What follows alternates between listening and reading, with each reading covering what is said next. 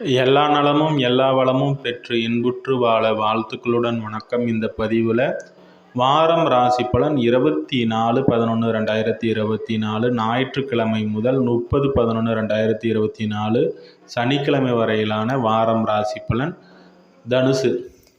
தனுசு ராசியை பொறுத்த வரைக்கும் உங்களுடைய ராசிக்கு அதிபதி 6ஆம் பாவத்துடன் பரிவர்த்தனை அமைப்பு பெற்று 6ஆம் இடத்துல சுக்கிரனும் உங்களுடைய ராசியில் குருவும் அமர்ந்திருக்கிறது ஒரு சிறப்பு.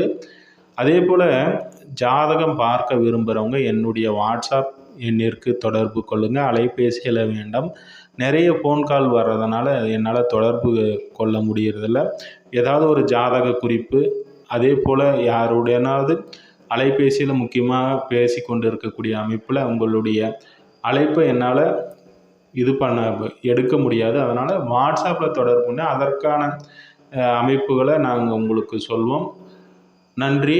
அடுத்ததாக தனுசை பொறுத்த வரைக்கும் இந்த வாரம் உங்களுடைய ராசிக்கு அதிபதி வலுப்பெற்று அமர்ந்திருக்கிறது ஒரு சிறப்பு. அதே போல் 6ஆம் இடத்துல 6ஆம் பாவதி பரிவர்த்தனை அமைப்பு பெற்று 6ஆம் இடத்துல சுக்கிரன் வலுப்பெற்று அமர்றாரு. வேலை அமைப்புகள் சிறப்பாக இருக்கிறது. புதிய கடன்கள் வாங்கி அதன் மூலயமாக சில விஷயங்களை செய்வீங்க. அதுவும் உங்களுக்கு நன்மை தரக்கூடிய அதே போல் எதிரிகளுடைய தொந்தரவுகளும் இப்போ இருக்க தான் செய்யுது.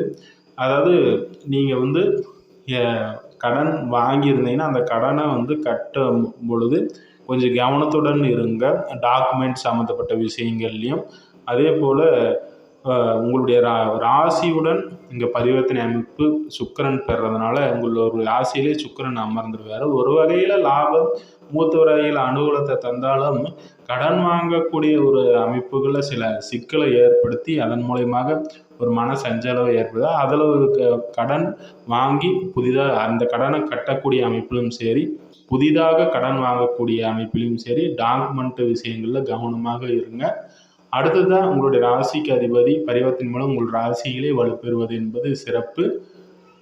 குறிப்பாக உத்திராடம் நட்சத்திரத்தில் பிறந்தவர்களுக்கு நன்மைகள் ஏற்படும்.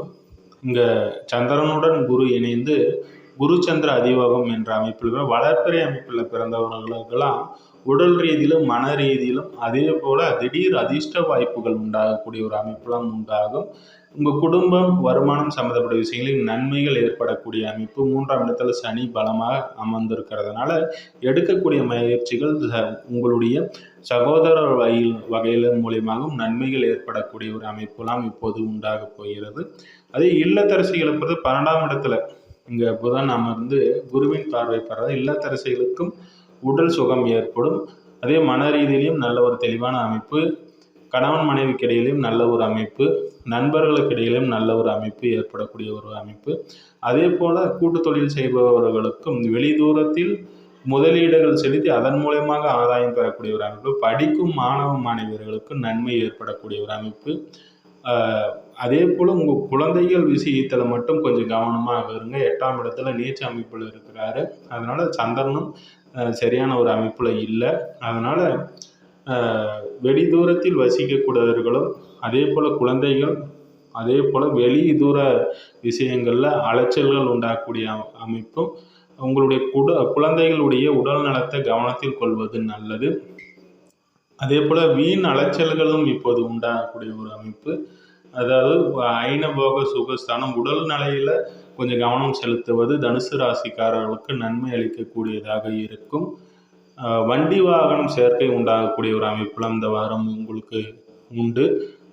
அதே போல் இப்போது வீடு கட்ட வேண்டும் என்று நினைப்பவர்களுக்கு அதற்கான ஒரு அமைப்பு கைகூடி வரக்கூடிய ஒரு சூழல்.